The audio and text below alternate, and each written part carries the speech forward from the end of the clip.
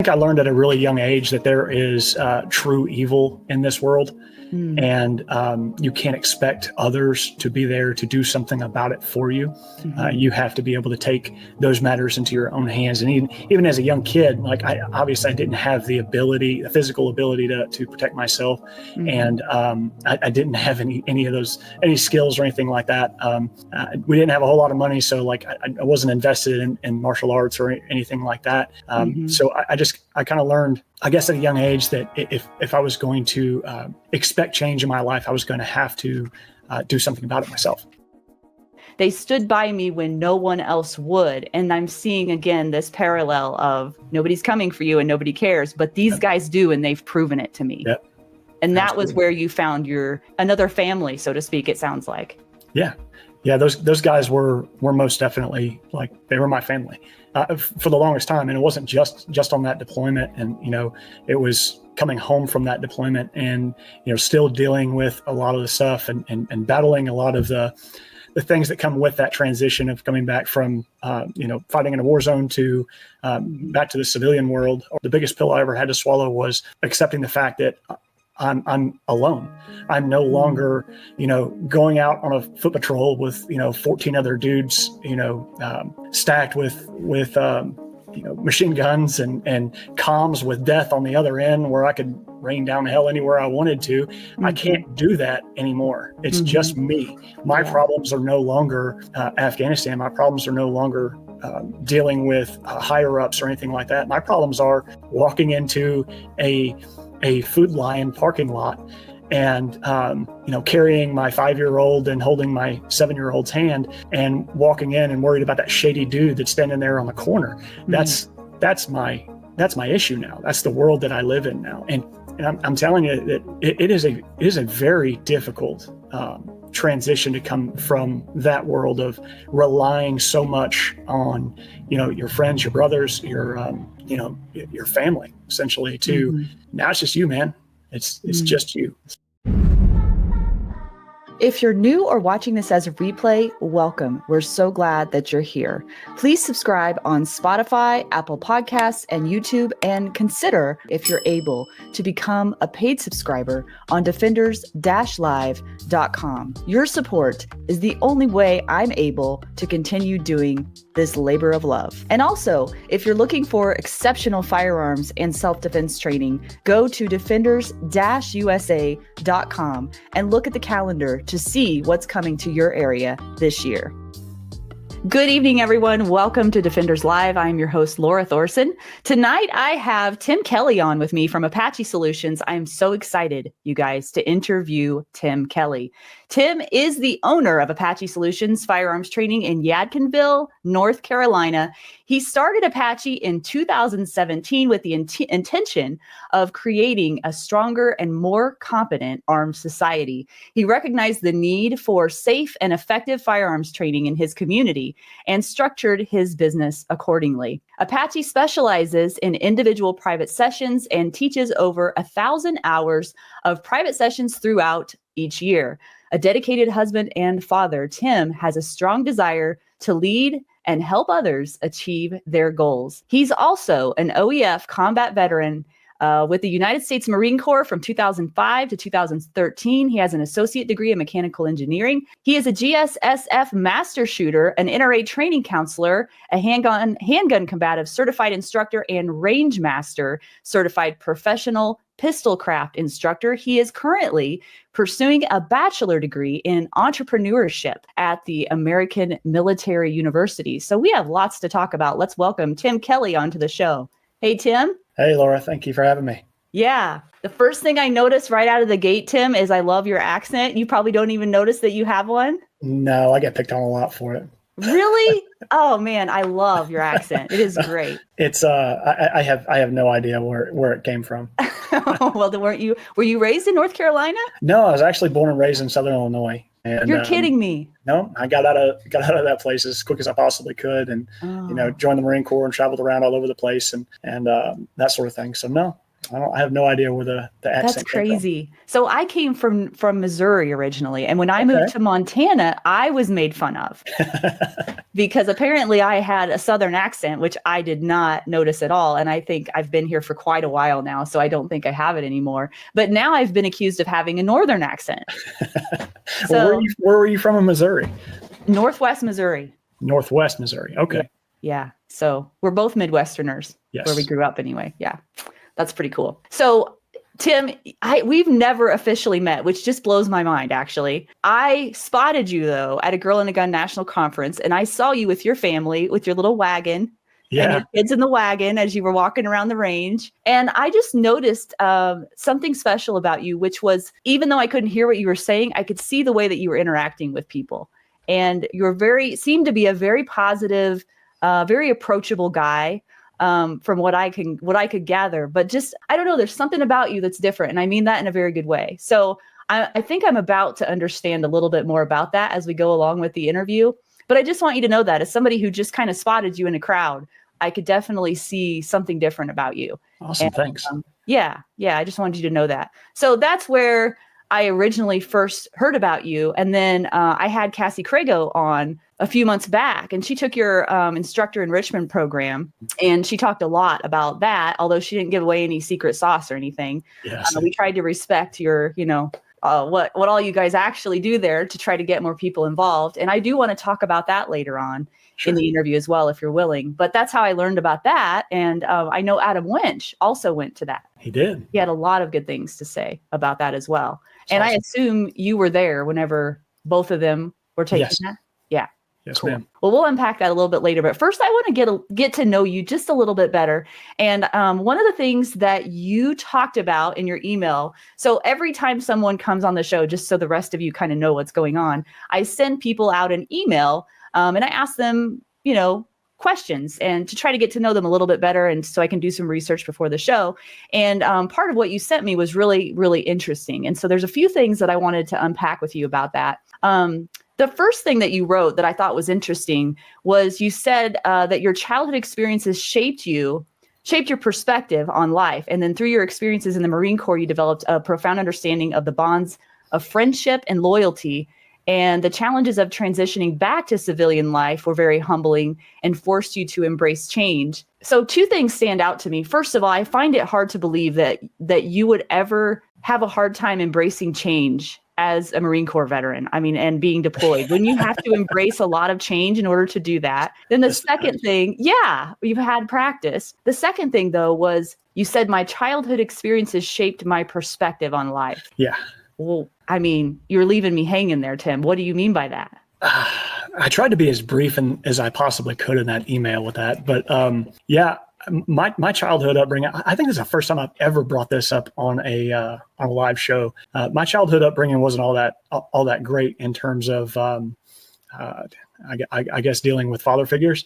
Mm-hmm. So it's kind of a challenging experience for me. Now, at the same time, I still had an amazing mother, and I had an amazing great grandmother who, raised me essentially. Mm-hmm.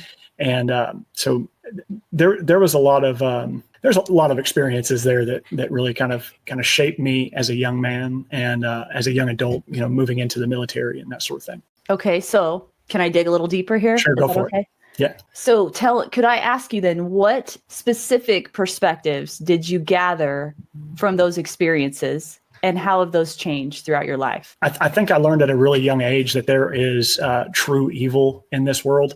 And you can't expect others to be there to do something about it for you. Mm-hmm. You have to be able to take those matters into your own hands. And even as a young kid, like I didn't have the physical ability to protect myself.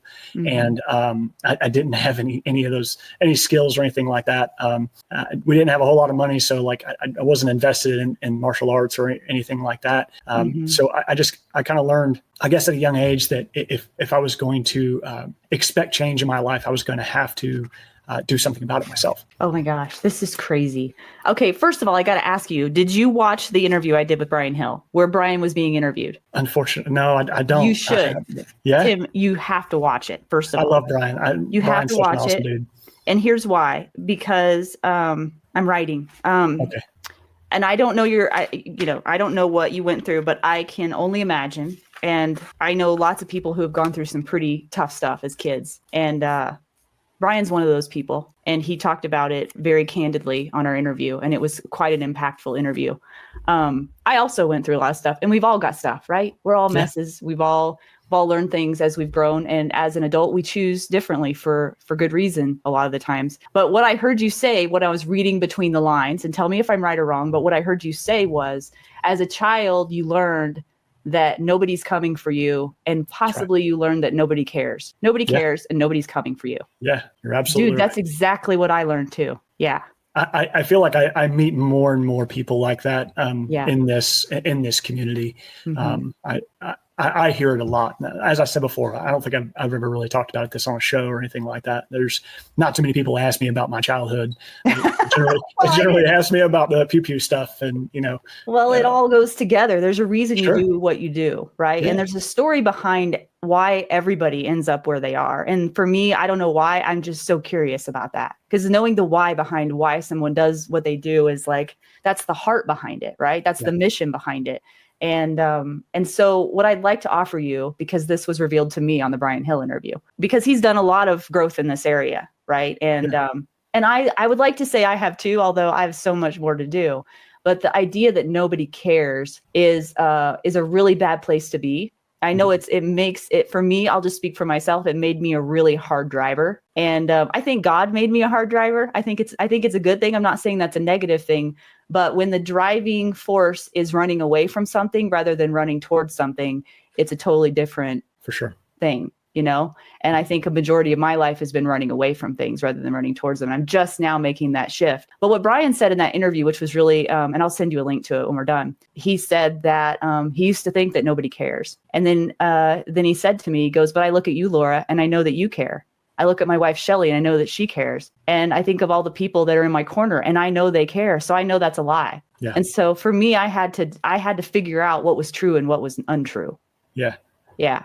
And so that's what helped me. So yeah, that's really cool. So yeah, I'm not trying to go like counselor therapy session on you or anything like that. I just, there are always drivers for people, right? And they come from all different places. And so just knowing what drives people is always fascinating to me. And what's really cool, Tim, is I've learned that there are common threads through a lot of people, especially in this community. So yeah, which also proves to me that I'm not alone, which I think is important too. Absolutely. And so you spoke a lot about, you sent me two, I think they're blog posts, right? Yeah. From your website, which were very, very well written, by the way. And this ties in perfectly to that, because you talked about the camaraderie that you had with your battalion. And if I may, I'd like to read an excerpt from that and then ask you a question.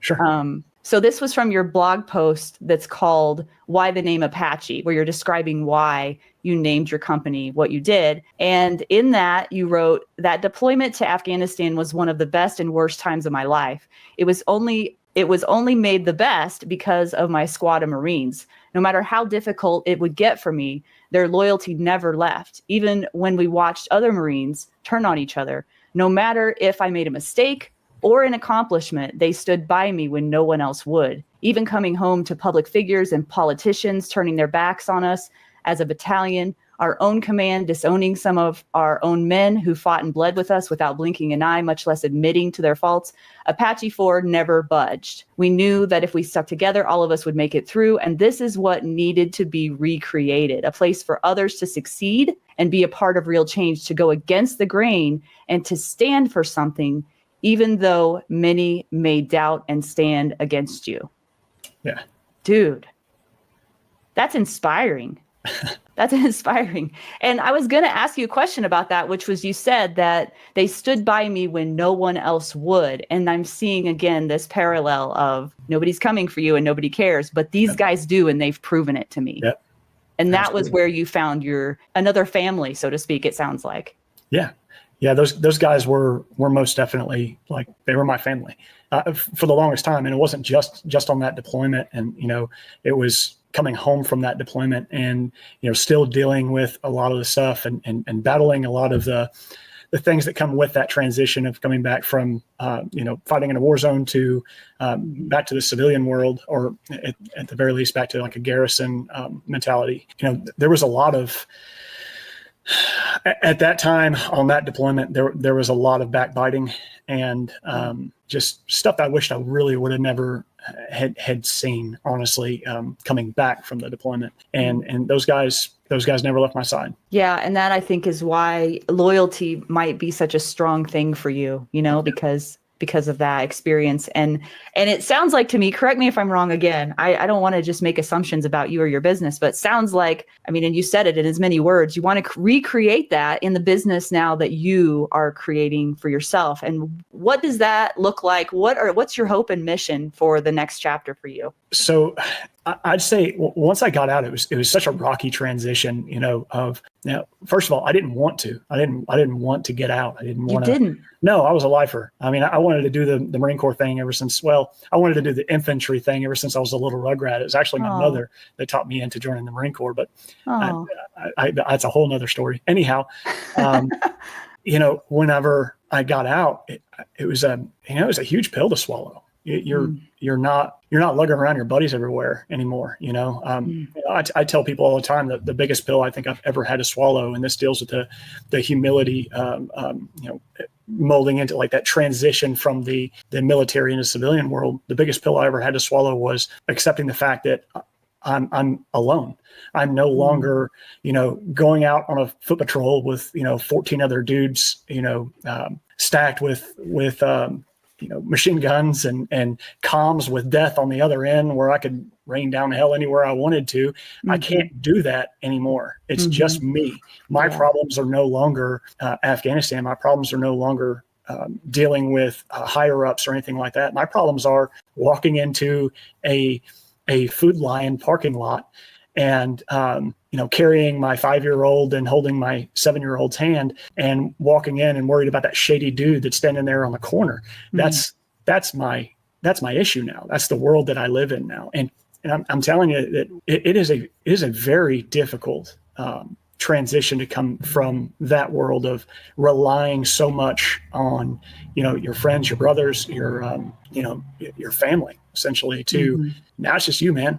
It's just you. So yeah, and I imagine that's got to be, as a man, a huge responsibility too, when you've got 2 little kids and a wife. And I've heard guys say that before, but not in that same way. And for some reason, that kind of stuck a little bit more than usual. It's a pill you don't want to swallow. Honestly, I meet so many veterans in this job where these guys really they sound like they're interested in coming out and learning more about self-defense and that type of thing. Yeah. But then they'll throw out I've been to Iraq or I've been to Afghanistan or something like that. And, you try to wake them up, you try to shake them a little bit and you're like, hey man, that ain't you anymore. You're not the same person. It is a completely different life now. You have completely different responsibilities. And if you go at this, the problems that you, heaven forbid, ever run into, if you go at that problem the way you would in the military, you're going to wind up in prison, man. You're going to wind up in prison, hurting yourself, hurting somebody else that didn't need to be hurt. And there's a lot of changes that happen that many veterans just aren't willing to accept. They're not willing to flip that switch and say, okay, this is my responsibility now. I'm no longer walking around in fatigues and a bulletproof vest. It's a big change. Well, it's an identity, right? They've spent so many hours training to be that person, and then they become that person and go on these missions and develop this family. I just can't even imagine. It would just be like being ripped away from your core group of people that you trust and that you talk to and that you rely on, and then just having that ripped away from you, really, Yeah. I just wonder, and I don't know how, I didn't ask you before how comfortable you would feel with this, but it just popped in my head that I wonder do you think that it's helpful for guys that wrap their identity up in what they do? Do you think that having faith in something higher than yourself helps with that identity?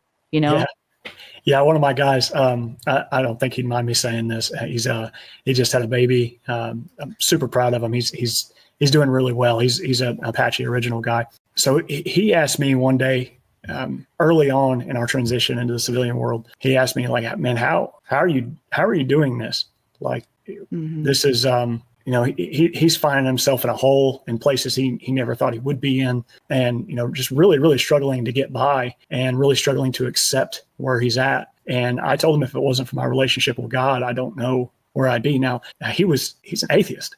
He doesn't believe in God. I'm like, man, I don't know. I don't have much else to tell you, man. Faith is really it's really the only thing that has really pulled me through some of the most difficult times in my life. If without that, I wouldn't be anywhere close to where I'm at right now. Wow, that's crazy, because I didn't know that about you. Yeah. So I'm always kind of careful about, some people just don't want to talk about it. So yeah. I told you, I try to be an open book as much as I possibly can. Yeah, I appreciate that. And I mean, for me, if I was in that situation, I can't even imagine what that's like. Like, I would just think like, gosh, the only identity that I can hang on to is that I'm a child of God, and I know who my Lord and Savior is. And if I didn't have that, it would be a rough go. It would be like getting, and I don't even know if this is in the Bible or not, but I'm picturing like waves crashing and just being battered by the waves. Just, wow. This went in a direction I didn't expect, Tim, but I appreciate you going along for the ride with me. Yeah, absolutely. I'm just such a curious person, and you're just so open to everything that it makes me really like keep wanting to dig things out of you. So that's all right. You can thank my wife for that. She's notorious for that type of behavior. Oh, really? So you're used to it then? Yes. Oh, yeah. Funny. Well, let's switch gears here just a little bit. There's another blog post that I read, and oh man, when I read this one, Tim, I got a story for you. And the blog post was called "I Could Have Died Today." Oh yeah. And my hands were still shaking when I typed that post. When I typed that blog. No kidding. Yeah, I wrote like immediately afterwards. Yeah. I went through a similar experience, and I'll share that with you after I get done. But I want to read, if that's okay, Sure. a portion of this. And the most important part for those who are watching, whether you're a student or an instructor, but especially if you're an instructor, there are 3 lessons learned at the end of this that are super valuable to anyone who's listening. So I'll try to make it as short as I can where people can understand what happened, but then just go straight to the lessons. So it says, I literally just finished a private session with an alumni student who has become rather good with the handgun in terms of precision and overall ability to manipulate his handgun technically. On occasion, I have had to remind him to remove his finger from the trigger when his elbows are retracted and he is no longer on target, but not very often. Today, he quickly learned why this is important. During a B8 warm-up exercise, he caught a piece of brass between his eye protection and the side of his face. He danced off the line in panic, turned to his 4 o'clock, finger on the trigger, and gun pointed straight at me. All I could do is repeatedly say finger off the trigger while attempting to step away from his muzzle. And the lessons learned from this, first of all, we all know this as firearms instructors, but it cannot be said enough. The job of a firearms instructor is an inherently hazardous, dangerous job. Second, do not become complacent in your work. And third, remind yourself to stay within arm's reach as best you can. And do not be afraid to put your hands on a student in order to keep them safe and to keep yourself safe. So can I share my story with you, Tim? Yeah. Oh, like I'm like you even thinking about it. Just, luckily in my case, and I don't remember what happened before it but the person turned around at about 4 o'clock as well, with their finger on the trigger. And again, this was also a person who was kind of in that same boat as this guy you're talking about. And so it's easy to get complacent on those people we've been around for a while, even though they make a mistake now and again, most of the time they don't. And then we get sometimes lackadaisical on keeping an eye on them. And you never know when something unexpected is going to happen. And this was the same, a 4 o'clock position, finger on the trigger, pointed right at me. But the difference was, and I don't know where this came from, must have been God himself. I was close enough that I pushed the gun in a safe direction, or a safer direction than me. And so I got control of the gun, basically. But I remember I called Adam after that happened, and my voice was shaking. Yeah. And I was afraid that maybe the way I handled it wasn't right, and I didn't berate the person after. I mean, they felt horrible.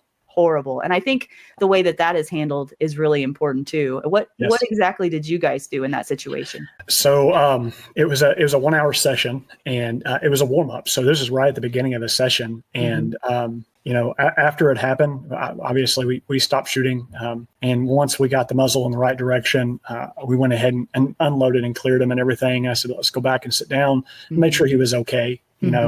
physically. And then we sat down and, he immediately, as one would expect from any responsible human being, he's like, man, I don't know if I want to continue to do this right now. Like, I think we need to stop. And I'm like, no, man, that's not the answer. I really don't think we should. Let's talk about what happened.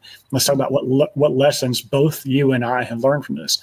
And I think me sharing with him that I made a mistake and it wasn't all on him, I think that really helped him to kind of comprehend that it's okay. We can move on from this. This is not the end of the road. I don't have to put my gun up and never touch it again. Yeah. I made a mistake. Thank God it wasn't, anything terrible, and we can move on. Mm-hmm. And so we talked for probably a good half hour before we decided to get back up and go do it again. And he shot fine, and he left feeling much better. Mm-hmm. He was a little skeptical the next couple of times he come out, but eventually he got a handle on himself and was like, it's okay. I can move on from this, And is his trigger discipline better overall now? Yeah, absolutely. Yeah.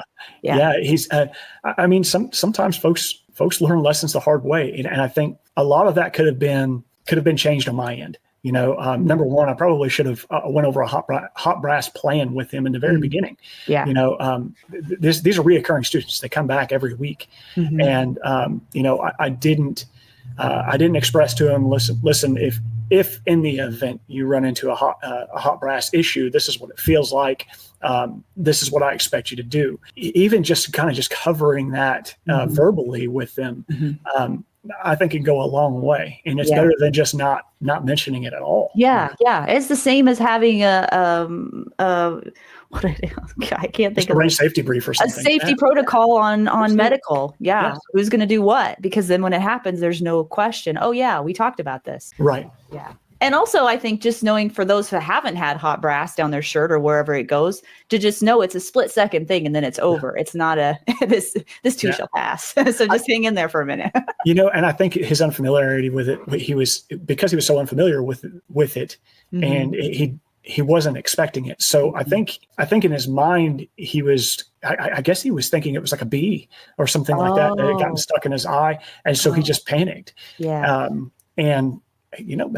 I think going over that, and I do, I try to, and anytime I teach a class, I try to cover hot brass just because of that scenario. Yeah. Yeah. That is a lesson learned. And I know the feeling. The same thing has happened to me. And it's hard to prevent everything from happening. But as long as we stay vigilant and continue learning and trying to improve, then that's all we can do, really. For sure. So, yeah. Sometimes I do forget sometimes how dangerous that job really can be. Yes. So, hey guys, I want to offer you something that is a personal touch, something special that I can share with you to help you grow and develop along this journey in this path as a defender. And what I'm offering is a monthly live call that you can participate in. And we're going to be talking about the 4 areas that I believe all defenders of life should be strong in. And those are physical fitness, emotional fitness, spiritual fitness, and training. So if you're interested in learning about those things and developing yourself throughout that journey, I'm here to help you. And I want my paid subscribers to have that personal touch of getting to talk with me one-on-one in this group call and sharing with others and encouraging others along this path. So if you'd like to get in on those calls, go to defenders-live.com, become a paid subscriber. I cannot wait to see you there. And thank you so much for your support of Defenders Live. Kind of along that vein then, let's get into the instructor enrichment program. Where did this idea come from? And for those who've never heard about it, what exactly is it? Instructor enrichment stems from having taken so many hours of instructor development courses and I guess still running into issues as an instructor, finding out things like this, things like, hot brass issues and stuff like that, running into those things in the wild. The other thing was there really isn't a standard out there that exists to my knowledge. Now I still consider myself fairly new on the block here, but there's not a whole lot out there that really exists in terms of holding yourself to some type of teaching standard. We expect our students to hold themselves to a standard as a responsibly armed citizen, but we don't hold ourselves to one, and there's no governing body that demands that of us. not suggesting that I think we should have some type of governing body. That's not at all what I'm suggesting. I know the last thing I want is the government to get involved. Yeah. But I think in order to prevent something like that from happening, we really need to be holding ourselves accountable. And that is really what inspired the instructor enrichment program. Myself, Frank Horvath, and Dan Brady were actually here inside my office. I'm trying to think of what class we taught. It was like an AEDC or something like that, advancing everyday carry class, something like that. And we all got to talking about instructor courses and, what's missing in your standard instructor development course. And we just started brainstorming. And actually instructor enrichment, that term was developed that day. And we just ran with it and kept going as a team of instructors as we put something together. And we wanted something it wasn't about us. Like this program is not about Apache. It's not one of those things where we're signing off on you as an instructor. It is a peer evaluated program. It is not something that, we check the list and say, we say that this is a good instructor. No, this is something way more than that. This is something that, you step into a ring full of other instructors who also do this in different areas and in different varieties. And they're the ones that are signing off on you. How are you getting, I'm just thinking about this. How do you create an environment where people trust each other enough to be brutally honest with each other and not, you know what I'm saying? Like when they give feedback to one another, is there some sort of, you get what I'm saying, right? Because in groups, sometimes it's hard when you don't know the people very well. I really wish I had an answer for that was like magical or something. Well, there are no magical answers, Tim, to anything. or something like seriously inspiring or at least a little more gentle. But I think the best way I could describe it is I think by allowing them to take a look inside the mirror and be reminded of why they are doing what they are doing. I think that is enough incentive for them to realize that, okay, it's all right for me to be vulnerable here. I guess one of the ways I do this is for years as an instructor, the way that I have gone about determining whether or not I'm doing a good job is by walking into the fire, just going out there, doing my thing, and then chancing whether or not I'm going to get a bad Google review. That's it. Mm-hmm. I really don't think that that's the best way of finding out whether or not you're doing it right. If I had the opportunity to step on the stage and have Tom Givens and John Farnham and, a Masad Ayub and a list of other, reputable trainers that I have a tremendous amount of respect for, if I could have them all sitting down and just judge me while I teach, I would find that to be extremely beneficial, not only to me, but to my student base. I want to make sure that what we're doing, what we're getting across to people is both efficient and useful to them. And I think that's how we're going to make each other better is if we're all in this together, Yeah, I totally agree with you. I think that we can move ahead much more quickly and much more efficiently and with the right heart behind the mission that we all have if we work together. Yeah. Yeah. I mean, a lot more can get accomplished that way. And so I'm totally on board with what you're saying. I'm curious if you had like, Christmas is coming soon. So if you had like one wish that could be granted as far as the training industry. And when I say that, I mean, it could be the training industry at whole. It could be the way that trainers are taught. It could be just anything in the industry that you would just, if you had one wish, could be different. What would that be? What would you think would be the most helpful? I'm just trying to think of the best way to say this. I've got an answer. There's no time. I don't have a stopwatch over here. I think if trainers could just for a second, maybe a month, if they could just stop arguing and bickering over technical crap and start putting more emphasis on what the student is getting. And at the same time, the audience, the trainer audience is receptive of feedback. And primarily I'm talking about online because this stuff does not happen. I mean, it happens, but it doesn't happen a lot face to face. It primarily happens from a distance through a TV screen, through a computer screen or a cell phone screen. But if folks could just for a moment remind yourselves of why you're doing this, stop bickering over what's the best gun optic gear, timer, who's got this rating, who's got this combat experience, who's got this USPSA rating, who's got, if we just stop worrying about all that for just a moment, just putting collective effort in helping our students become better, Totally agree. I think we get a lot further than where we're at right now. Totally agree with you, because that shift in focus is really, I think, what matters. Yeah. The intention behind what a person is doing, whether it's to be of service to others or be of service to themselves. And that's the bottom line of it doesn't matter what industry it is, I think. And that's why I told you earlier when I was like, hey, if you know other good people to come on the show, I don't care what industry they're in. What I care about is, are they high quality people doing great things, and do they have a heart of service? And that is what I look for, because those are the types of people I want to learn from. Yeah. And those are the types of people I want to be around. Yeah, and sure. I hope those are the types of people that students would seek out too. Will Workman was on the show last night, and we talked about that as well, about seeking out instructors. And, I think that as a beginner, students have a hard time deciphering what all of the lingo means and all of the acronyms and everything. And I've been in that situation, right? We all start somewhere. And we just talked about how important it is to trust your gut when you're vetting your instructors too, as far as like their communication style. How good of a teacher are they? They could be an expert, blah, blah, blah, blah, but they might not be able to teach that. Just because they're really good at it doesn't necessarily mean they're a good teacher.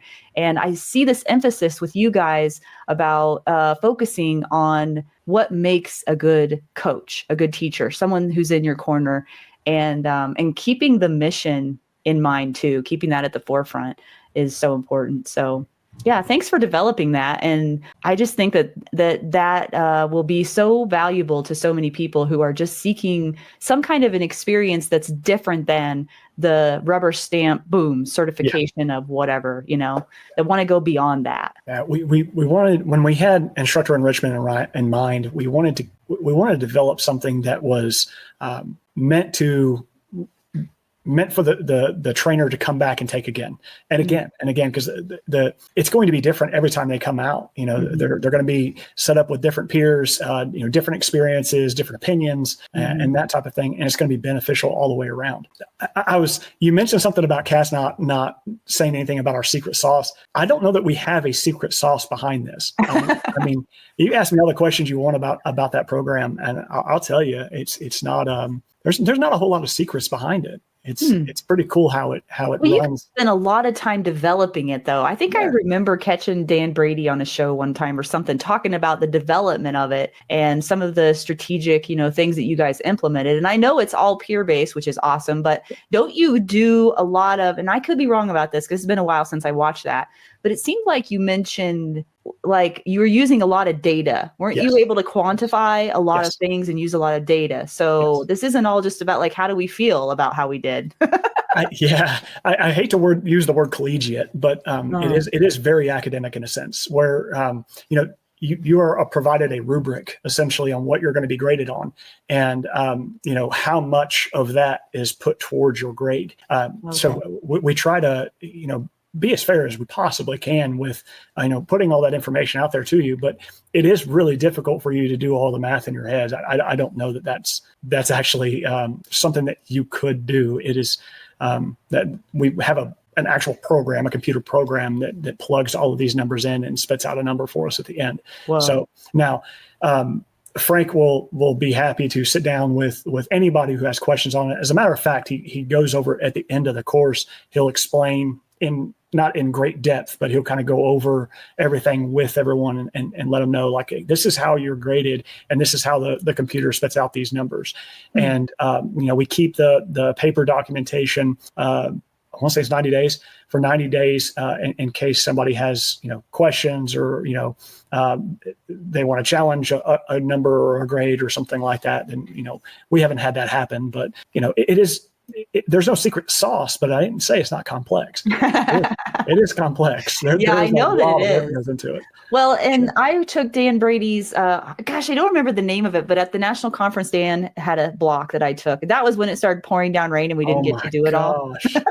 Oh my gosh. Like the end of the last day, I think it was. But But I remember something that he did, and and if I'm giving something away, please tell me. I don't want to on purpose. But one of the things I love that he did, and we didn't get to finish it, but it was cool. It was a cool idea, was he had us grade ourselves on where we thought we were on certain things. Yep. And then he was actually going to quantify what the reality of it was and see how close we were. And I thought that was really smart. Yes, it really is. I mean, we continue to say, like, this is a look inside the mirror, and it really is. You show yourself, and then you get a chance to really review who you are as a trainer. What that really is doing, what that's really doing, Tim, is that is telling you, it's giving you feedback on sort of your, I want to say, kind of your self-image, and that's really an assessment of your self-image, and seeing if that's accurate is really what that is. Because if you're overinflated and you think you know more than you know, that's going to show. Yep. But if you're underinflated and you know more than you, and you think you've got, what is that called? Imposter syndrome? Imposter syndrome. Yeah, it will diagnose imposter syndrome too. Yep.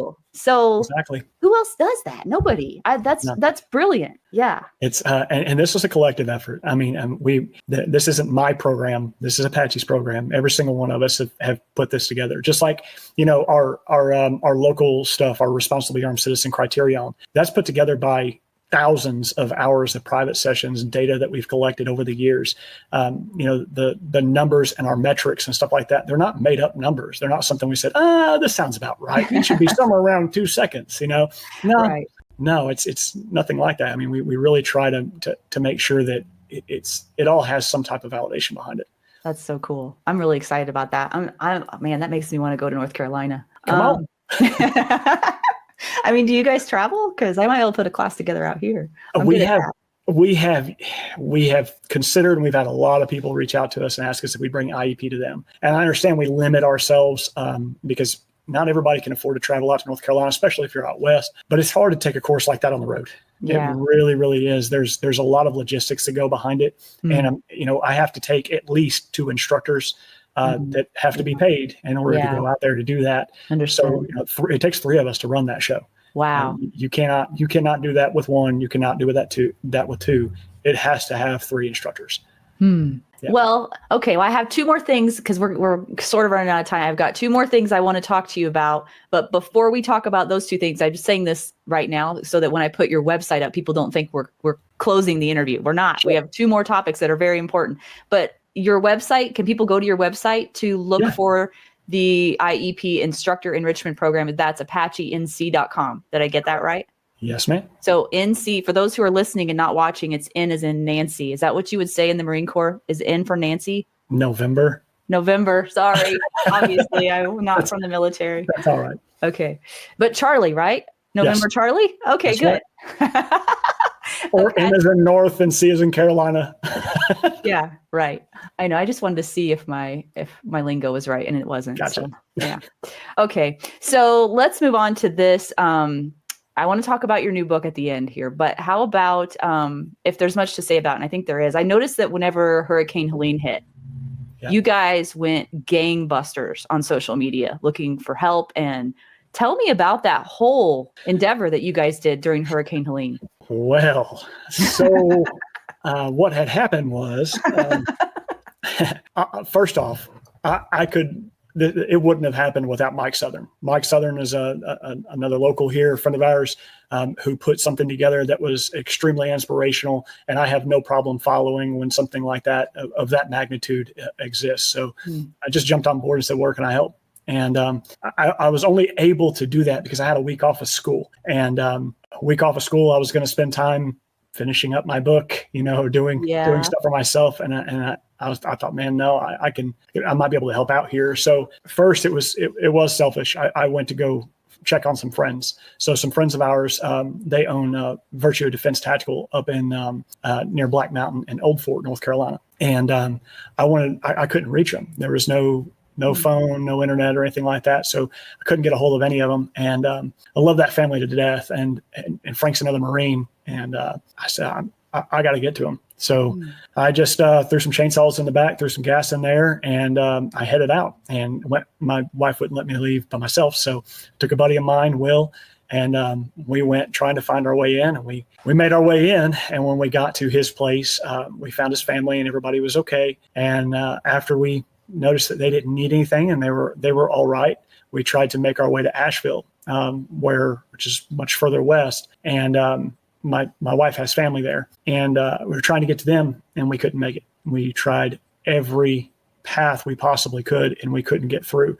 Mm-hmm. We were willing to cut our way through if we had to, but we weren't dealing with just trees over the road. We were dealing with roads gone, just gone, completely gone. It just stops. Yeah. And so we couldn't get in. So the next day I decided I was going to try to get in. And that's when Mike was putting everything together here at Apache and taking in the donations and running in routes wherever he possibly could. And he was just starting to get organized. So the next day I went in with another Marine buddy of mine, Jeremy Leaders. And so if any of my Marines are watching this, they'll know who I'm talking about.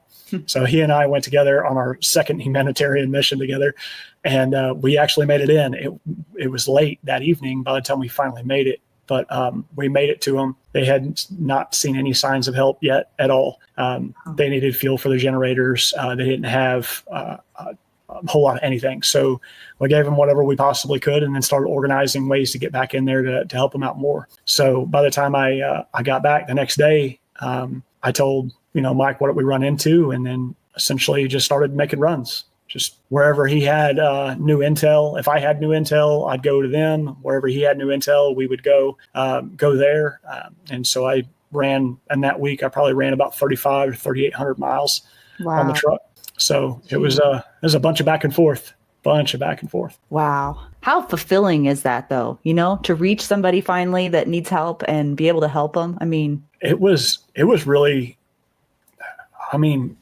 that, of course, there are quite a few times where you run across something where you just want to be able to do more, and that really sucks when you can't. Like it's short of just being like, get in the truck, man, I'll take you home. We'll give you a hot meal and a shower, and we'll bring it back tomorrow. Like short of doing something like that, there's really nothing you do. You're running across, families with no homes, no shelters, no nothing. This was early on. I'm praying that they have found some safety.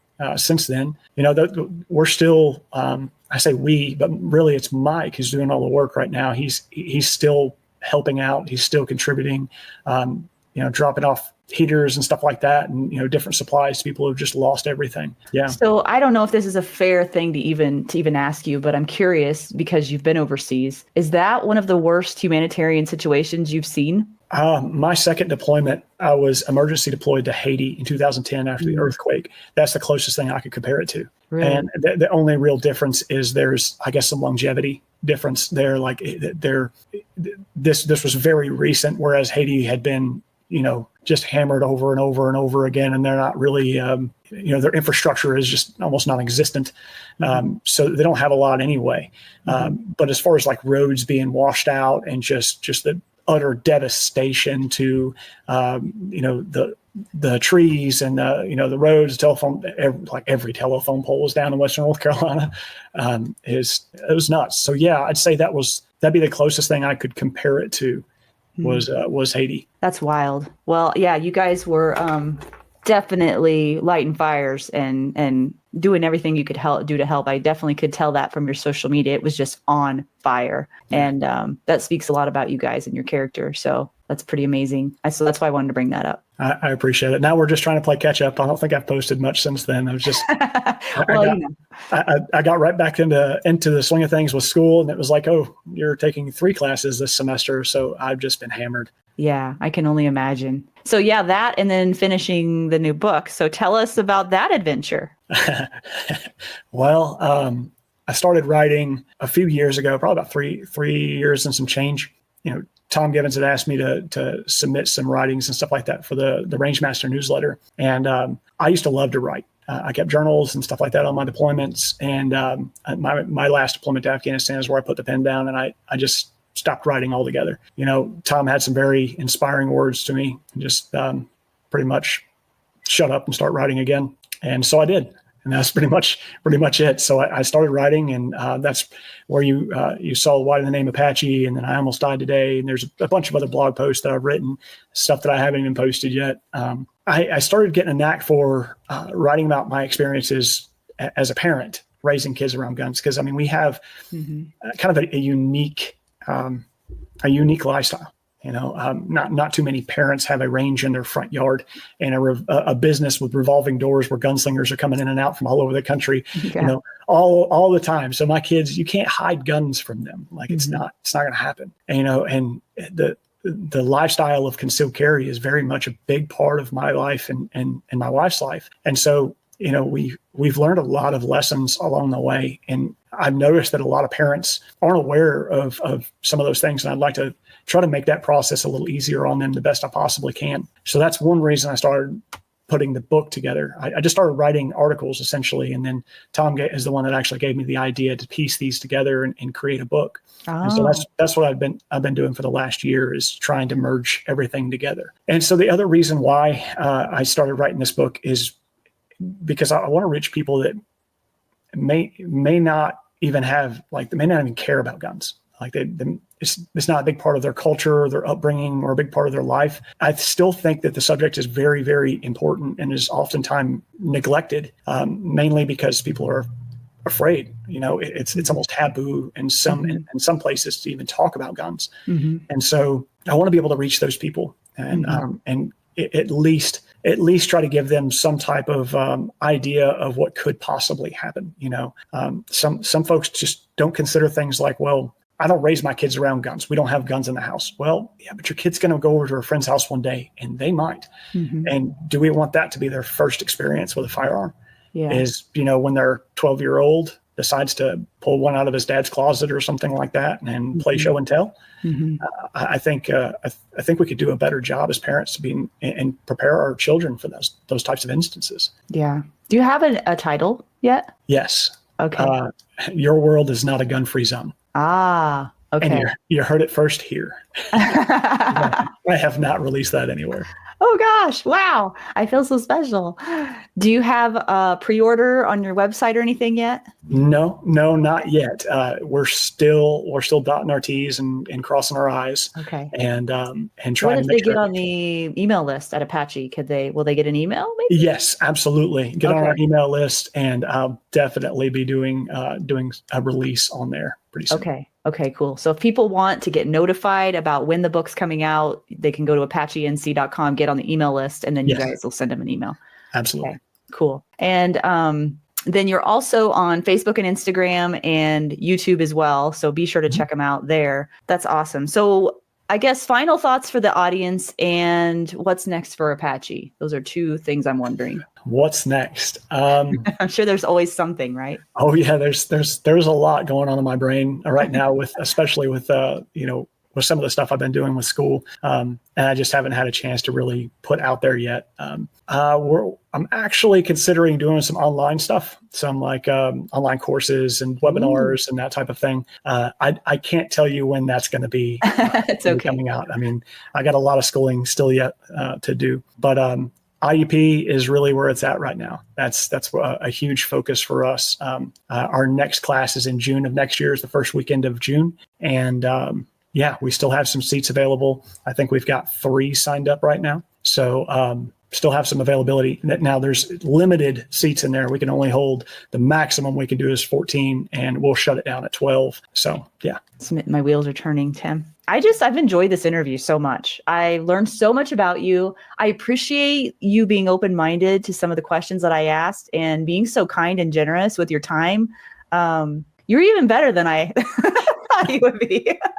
Yeah. So I really appreciate that. And you're doing good work, and just anything I can do to help you, I want to get behind you guys and help you out. So, I mean, how could you not want to get behind Tim Kelly? Seriously. I mean, yeah, I'm excited for the future for you guys and for the industry as a whole. I think great things are on the horizon. I really appreciate it. Thank you for having me on. You bet.